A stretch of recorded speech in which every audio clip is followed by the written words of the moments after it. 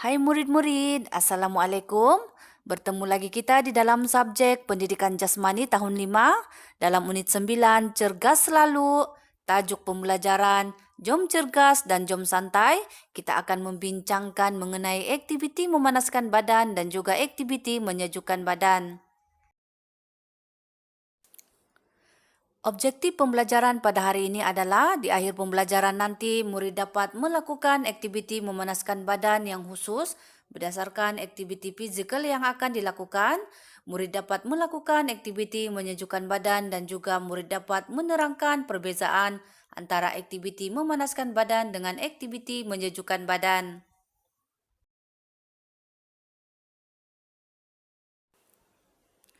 Murid-murid, aktiviti memanaskan badan merupakan aktiviti yang dilakukan sebelum melakukan aktiviti fizikal yang lebih mencabar seperti bersukan. Pada hari ini kita akan khususkan kepada permainan bola sepak. Aktiviti memanaskan badan ini dilakukan supaya tubuh badan kita lebih bersedia untuk melakukan sebarang aktiviti fizikal yang lebih lasak seperti bermain bola sepak.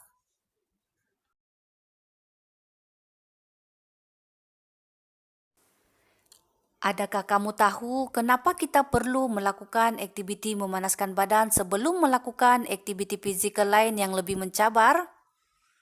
Tujuannya adalah dapat meningkatkan suhu badan. Selain itu, ia juga dapat meningkatkan kadar nadi dan degupan jantung sehingga mencapai 120 denyutan seminit selepas melakukan aktiviti memanaskan badan.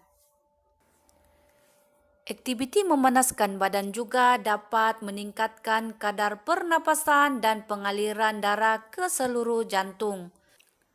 Dan yang terakhir, aktiviti memanaskan badan juga dapat meningkatkan keanjalan otot untuk mengelakkan kecederaan dan kekejangan berlaku semasa melakukan aktiviti.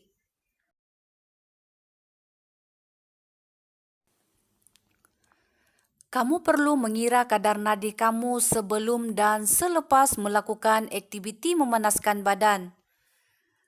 Kamu boleh mengira kadar nadi sama ada secara manual ataupun menggunakan alat oximeter.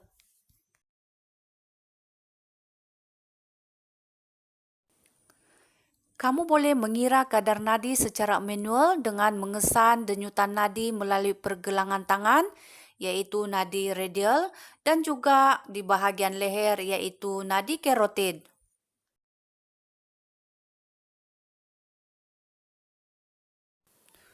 Baiklah murid-murid, ini adalah contoh pengiraan denyutan nadi untuk seminit. Selain daripada mengira kadar nadi seperti kebiasaan, yaitu mengira kadar nadi selama 1 minit ataupun 60 saat, kamu juga boleh mengira kadar nadi seminit kamu dengan lebih cepat tanpa menunggu sehingga 1 menit, yaitu dengan cara kira denyutan nadi kamu selama 10 saat, kemudian darabkan dengan 6. Ini akan memberikan bacaan nadi Anda untuk seminit. Cara ini lebih mudah dan cepat, bukan? Kita mengambil contoh kadar denyutan nadi Ali. Selepas melakukan aktiviti memanaskan badan, Ali telah mengira kadar nadinya selama 10 saat, yaitu 20, kemudian darabkan dengan 6, sama dengan 120 denyutan. Maka kadar denyutan nadi Ali selepas memanaskan badan adalah 120 denyutan seminit. Aktiviti memanaskan badan yang dilakukan oleh Ali berjaya kerana denyutan nadi Ali sudah mencapai 120. Ini bermakna tubuh badan Ali sudah bersedia untuk melakukan aktiviti fizikal seterusnya. Selain mengira kadar denyutan nadi secara manual, kadar nadi juga boleh dikira dengan menggunakan alat yang dinamakan sebagai oximeter. Selain ia dapat mengukur kadar nadi, oximeter ini juga dapat mengukur kadar oksigen yang terdapat di dalam badan seseorang.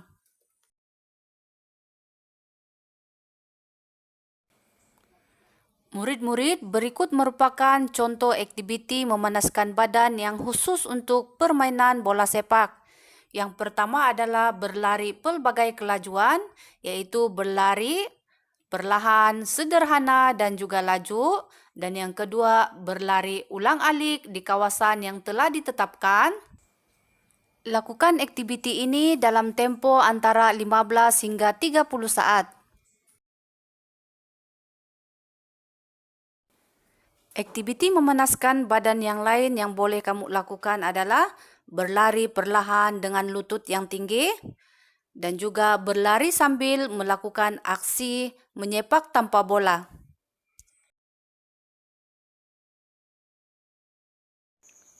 Selain itu, aktiviti berlari melompat dengan aksi menanduk bola juga merupakan aktiviti memanaskan badan yang khusus untuk permainan bola sepak. Dan sebenarnya ada banyak lagi aktiviti memanaskan badan yang lain yang khusus untuk permainan bola sepak. Murid-murid boleh mencari maklumat di dalam mana-mana media sosial ya. Murid-murid, seterusnya kita bincangkan pula apakah itu aktiviti menyejukkan badan. Aktiviti menyejukkan badan merupakan aktiviti yang dilakukan selepas melakukan aktiviti fisikal seperti bersukan. Ia dilakukan bagi mengembalikan fungsi tubuh badan kita pada keadaan yang biasa ataupun normal tanpa mengalami sebarang kecederaan atau keletihan maupun kepenatan.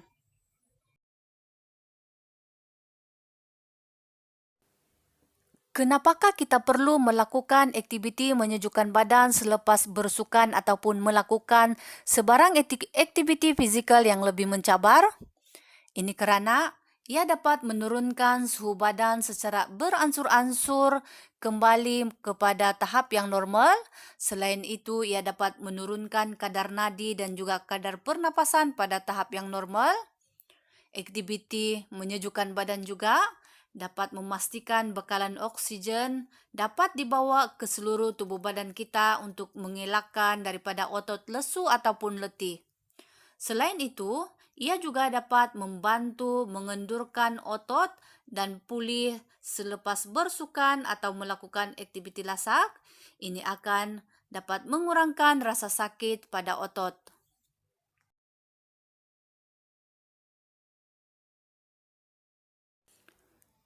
Antara aktiviti menyejukkan badan yang boleh dilakukan adalah berjalan perlahan dalam tempo antara 15 hingga 30 saat. Seterusnya, regangan otot tricep juga boleh dilakukan, yaitu otot yang terlibat adalah tricep yang terletak di bahagian lengan.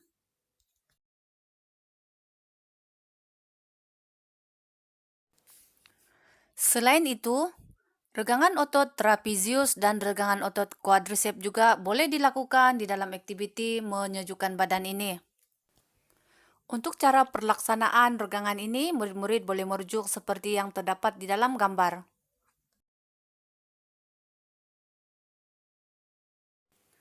Selain itu, regangan otot hamstring juga boleh dilakukan di dalam aktiviti menyejukkan badan. Otot yang terlibat adalah otot hamstring, yaitu otot yang terletak di bahagian belakang paha. Dan yang terakhir adalah regangan otot gastrocnemius. Otot yang terlibat adalah otot gastrocnemius yang terletak pada bahagian betis kaki. Murid-murid kena ingat ya, semua aktiviti regangan menyejukkan badan ini perlulah dilakukan dalam tempo masa antara 15 hingga 30 saat.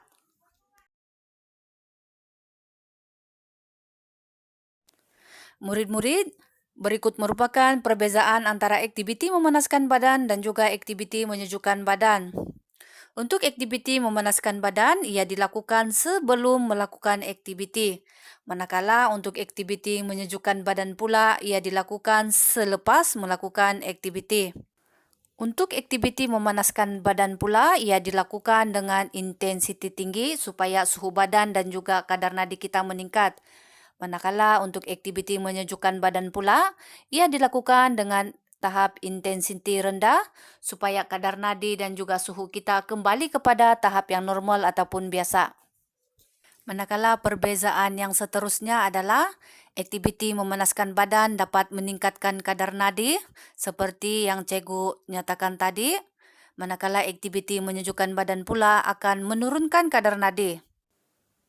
Perbezaan yang terakhir adalah aktiviti memanaskan badan ini dapat meningkatkan suhu badan, Manakala aktiviti menyejukkan badan pula dapat menurunkan suhu badan ke tahap yang biasa ataupun normal.